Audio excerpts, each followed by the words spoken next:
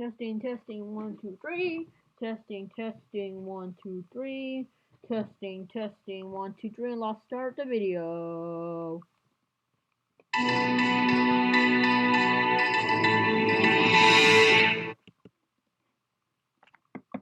Uh-huh. Uh-huh. Good afternoon, everybody. It's meteorologist Invader here with your Invader's weather news coverage for May 15th, 2020. Welcome back, everyone. Be sure to subscribe, and share, and enjoy our content. And be sure to subscribe and hit that bell button for more weather news content for you.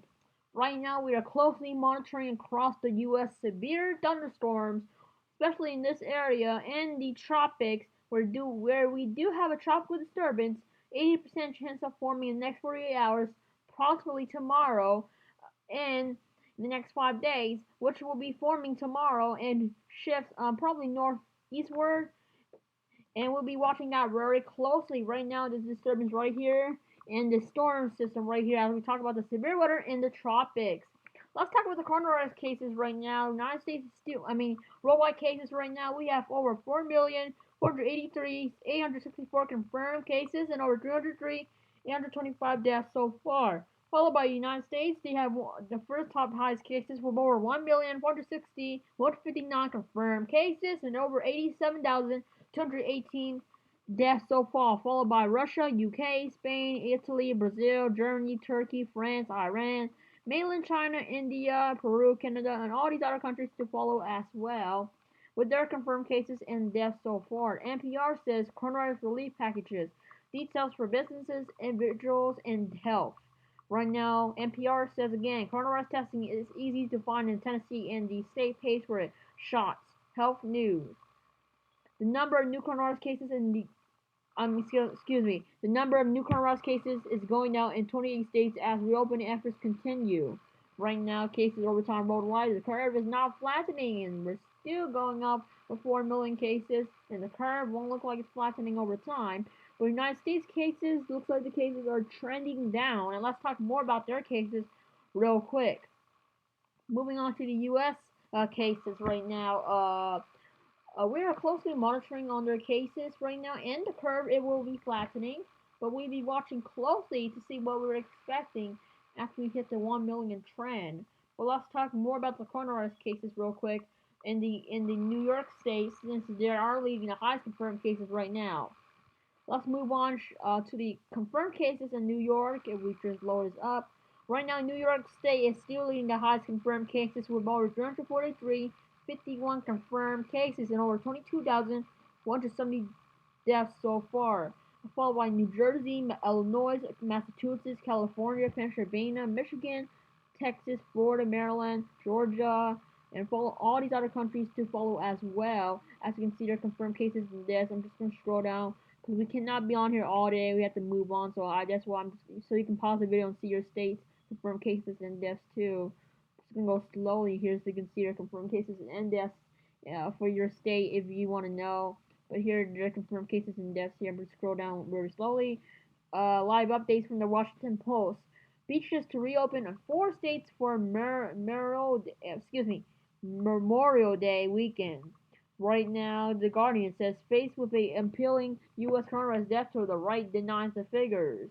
Right now, USA Today says, social distancing in U.S. drops significantly from high of COVID-19 pandemic, Pulse finds. Right now, USA Today says, coronavirus updates, Trump pushes Pennsylvania to reopen, 300,000 global deaths, stocks push higher.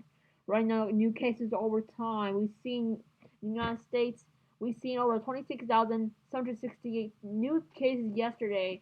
That's what we've seen yesterday with the new cases. And the curve, it's flattening a bit, but we cannot tell. It looks like it's flattening. It was flattening, but it does not look like it's flattening. The curve is still going high, and it's not flattening. But we're doing a very great job on tests. Yesterday we did over 366,944 tests conducted yesterday in the United States. So we're ramping up on testing and everything here in the U.S. And this is just a game changer, everyone. This is just going to be big news for everyone. But the curve is not flattening yet. We do not see the light, but we will see the light soon. So just stay tuned for that. The curve will flatten. We'll be there. The curve will flatten someday, and we will be there when the curve will flatten. There will be light. There will be hope during the coronavirus. So stay safe during this summer, guys. Hope you enjoy your summer. Even COVID-19 ruins it, we will still be strong and safe from this dangerous virus we do not like to hear about. But we have to stay home, stay safe, and practice social distancing.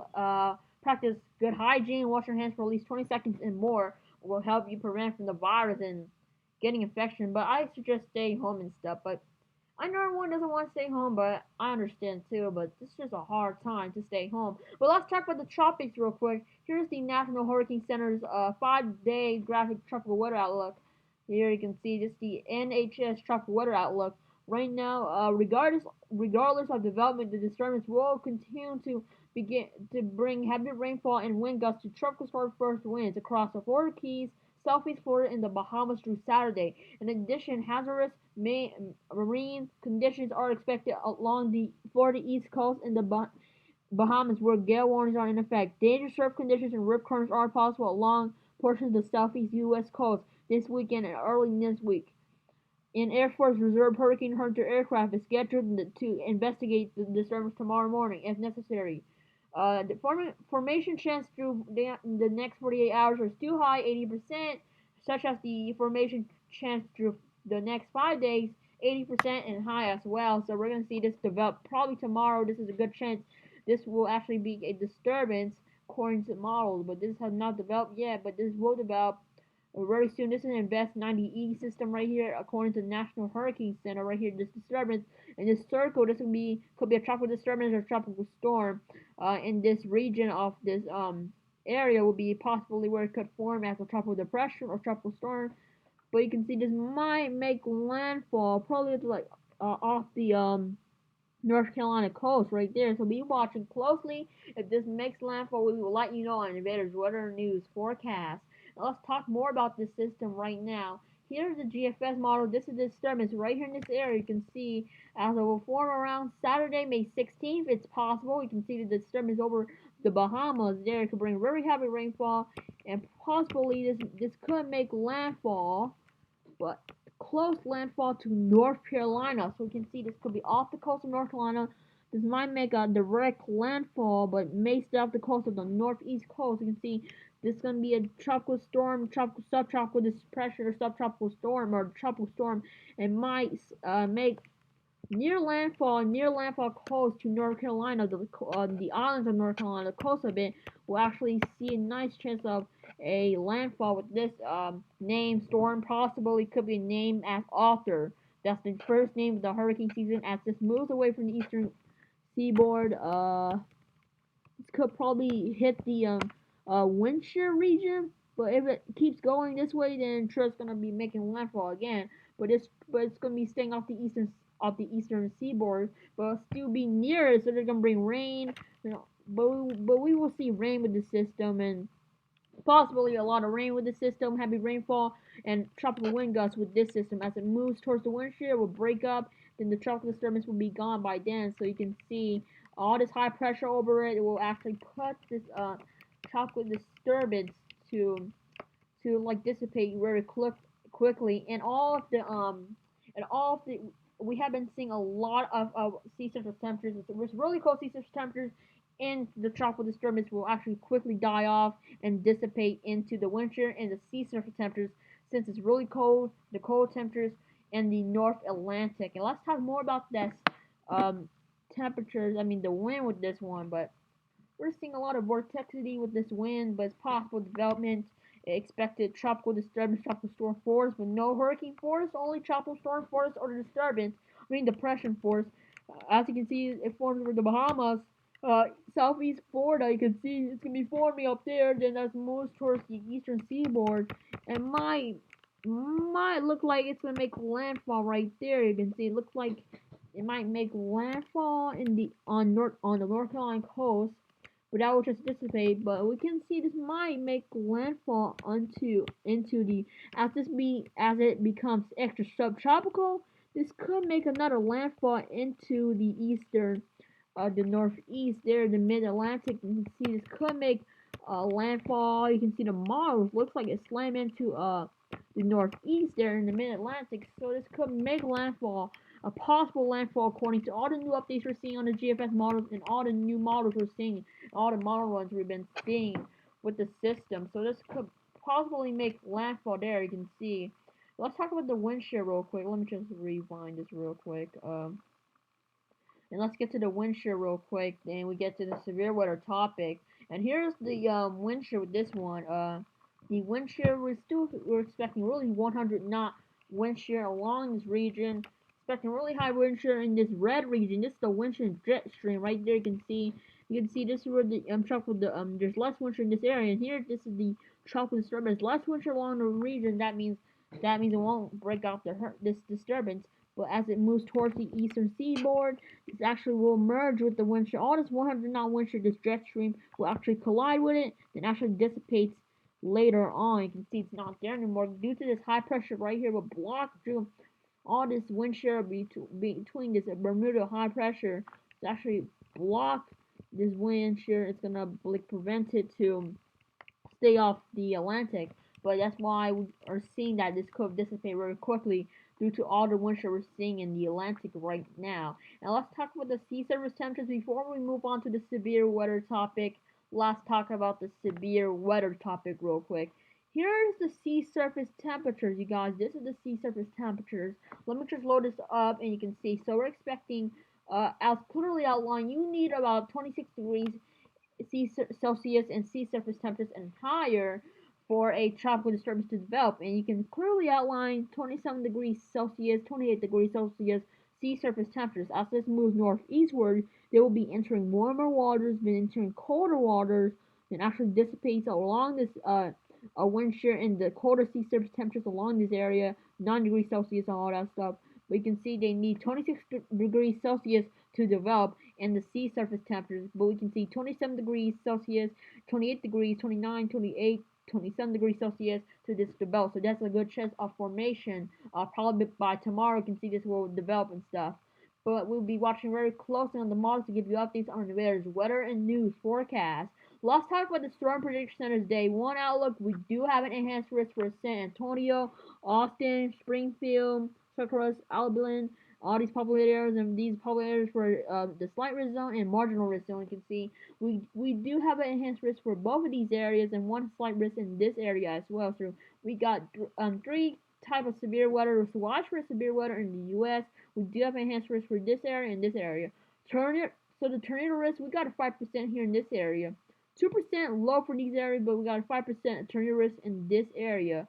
For the wind risk, we're expecting really in this hatch area, you can expect probably about 70 miles wind gusts and higher of winds in this hatch area. In the 30% actually, if you're in the 30% which is there, you can expect winds up to 70 miles per hour in this hatch area. 15% wind, 30% wind in this area as well. So we're expecting widespread of severe weather for today's day 1 outlook, and we got a hail. So if you're in this area, you're expecting large hail in this area, especially in this 30% area, expecting large hail. Hail in this area, you can see if you're in this 30% region, expecting large hail in this area, as you can see on clearly outlined on this map. 15% for both these areas too. But as you can see, nothing too severe to see right now, but we'll be watching closely on the models. We're expecting scattered damaging winds, severe hail, and a couple of tornadoes are possible across parts of New York and to western New England this afternoon and through early evening. Scattered to numerous severe wind gusts along with scattered hail, large hail are possible across southern Oklahoma into western and central portions of Texas. Here the discussion you can see. Got 2 zones of severe weather here and here in this one area too. We'll be watching closely on the models. For the day 2 outlook, we do have a marginal risk, nothing too severe to talk about. You can see nothing too severe, just a marginal risk for these areas, but nothing too severe to talk about. But that's all we're expecting with that kind of severe weather for tomorrow, day 2 outlook, and day 3 outlook, no severe weather as well. Let's move on to the Cape energy. We're expecting a lot of heavy Cape along the Texas region for today, and probably through Saturday we expect more Cape energy in the northeast. But there's no potential tornado energy. That's what the storm prediction center gave it 2%. That's why it says marginal severe. Not strong storms expecting, but expecting thunderstorms in these areas. Not a lot of heavy energy with Cape energy along this region. But as we move towards the northeast, there's not a lot of Cape energy in the northeast there. But just rewind the models real quick. There's some type of little bit Cape energy in this area on Friday, but we're not seeing a lot in this region. Not seeing a lot of Cape energy in this area. Not a lot of kind of energy in the northeast region, but there's a good chance that a tornado risk is possible with these storms, but not a lot of storm energy in the northeast mid-Atlantic region. Let's talk more about that real quick with the severe weather we're expecting uh, in the southern plains. So let's move to the let me change it. In the southern Great Plains, we're expecting marginally some severe weather right now. We're expecting right here. This is the HRR V4 model. Expecting strong storms. Bands will be pushing across Texas, and will be moving towards Louisiana, parts of Arkansas, Mississippi, as these strong bands move. So these storms will fire up and bring one of them. Heavy rain, damaging winds, and hail are expected. These are really strong storms. Right here you can see really, really strong storms with this system as we push to the as we push towards the mid-Atlantic. We're expecting strong storms too. Heavy bands of storms are expected through Friday. As you can see, this is the first round of storms, and through Saturday we can see these really strong bands of storms, and tornado risks, damaging winds are expected with these systems. As you can see, all this rain. And probably looks like some storms on Sunday too. As you can probably tell, we changed sector bills again. We got storms over there too. Well, you can see on the model because all that storm right there. But let's move to the northeast real quick. We're expecting storms up there as well. As you can probably tell, all these storms over Maine, New York State, and all that storms over Massachusetts and all that stuff. We're expecting really heavy storms there. Let's talk about the tornado risk. Significant tornado risk real quick, you guys. Expecting probably a little bit, probably a low chance of tornado risk. Not a lot of significant tornado perimeter, but there's a good chance for over New York State and parts of New York State and parts of Ohio. Could see some marginally low tornado risk, but there's a good chance for a tornado risk along these states right here, along the northeast sector. Silver cell composite. Here's the storm energy with this little storm energy with this one too, as you can probably tell. But not a lot of storm energy with that one. If we move to the southern Great Plains, the significant tornado perimeter. I'm just gonna say that where is it? There it is. Significant tornado perimeter. We're not expecting a lot with this one, but there's nothing too severe we're expecting with a significant tornado perimeter, but nothing too bad to see around here in this area with a significant tornado perimeter. Not a lot going on in that area, as you can probably tell. So that wraps up with Invader's weather and news forecast for May 15th, 2020. Thanks for watching, everyone. Hope you enjoyed the video. Be sure to subscribe, like, and share if you enjoy our content. And thanks for watching, everyone. Hope you have a fantastic day. Be sure to subscribe, like, and share, enjoy our content. And that's all for Invader's weather news. Be sure to subscribe, like, and share for more weather updates. Also, probably I will be busy on Friday. I mean, during the weekends, probably Saturday and Sunday. I might take my break. I'll try to upload videos during the weekend, but I don't know if I'm gonna be doing one. But I might be busy, so hope you guys understand. So thanks for watching, guys. This was Invader's weather news forecast for May 15, 2020. That's all for Invader's weather and news. Be sure to join Discord server. Links in the description above, and follow us on Twitter at InvaderDip2RBOX. Thanks for watching. See you guys in the next video. Bye.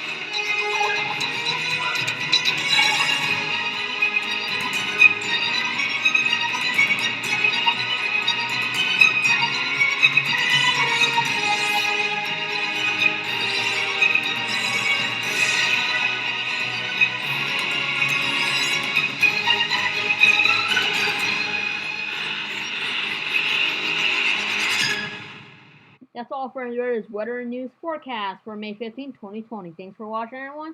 Stay safe and take care. See you guys in the next video. Bye.